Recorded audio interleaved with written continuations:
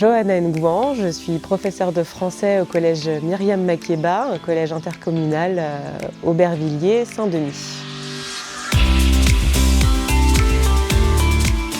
Nous avons au collège Myriam Makeba des classes avec lesquelles on a décidé de travailler sur l'éducation aux médias.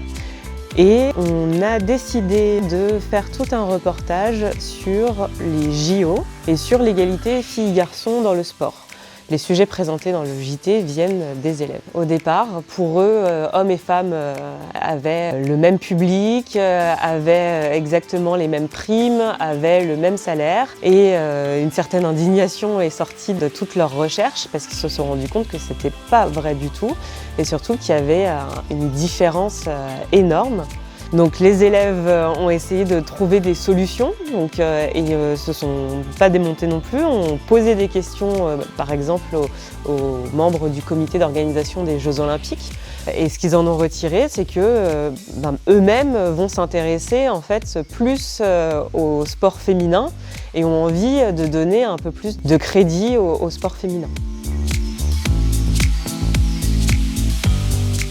Alors, travailler ces problématiques en éducation aux médias, donc la problématique du sport et de l'égalité filles-garçons dans le sport, c'est très intéressant parce que, en tout cas sur notre territoire et dans notre collège, les élèves sont très souvent licenciés d'un club et donc ils ont une certaine connaissance du sport, c'est un sujet qui les intéresse. Les garçons se vantent tous de jouer au foot et d'être très bons au foot ou dans d'autres sports.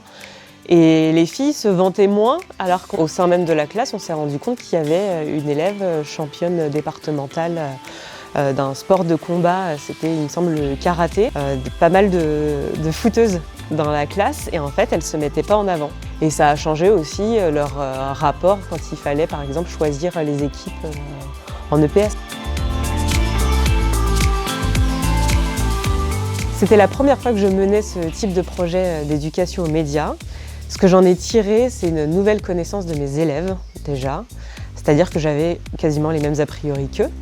Et alors, on s'est rassemblés sur de l'a priori, mais on s'est aussi rassemblés sur une certaine indignation, sur de la recherche d'informations. Et en fait, montrer aux élèves que le professeur, comme l'élève, comme le citoyen, a besoin de se documenter, de chercher de l'information et de répondre à une certaine indignation. En fait, quand on est indigné, on peut essayer de trouver des solutions. Et ça m'a permis de montrer ça aux élèves et de me mettre à leur niveau.